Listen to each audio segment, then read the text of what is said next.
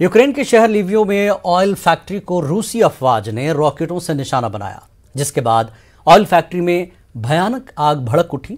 Fire fighters ने आग पर काबू पाने के लिए पानी का छिड़काव किया। मकामी हुक्काम के मुताबिक रूसी अफवाज के हमले में तेल के 2 टैंक तबाह हो गए थे। हालांकि किसी हद तक आग पर काबू पा लिया गया है। फजाई हमलों ने लिवियो को हिला कर रख दिया है। एक अंदाजे के मुताबिक 2 लाख से ज्यादा अफराद ने इस शहर में पनाह ले रखी है, जो दूसरे शहरों से फरार होकर आए हैं।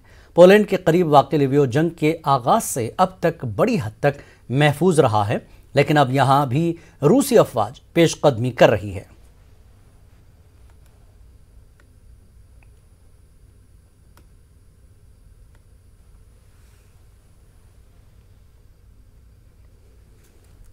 तो ये आग की तस्वीरें आप देख रहे हैं। यूक्रेन के लिवियो शहर है, जहां पर रूसी अफवाज ने रॉकेटों से इन ऑयल फैक्ट्रीज पर हमला किया, जिसमें 2 ऑयल टैंकर्स पर आग लगी है। तेल के 2 टैंक तबाह हो गए। हालांकि किसी हद तक आग पर काबू पाने की कोशिश जारी है। काबू पाया गया है।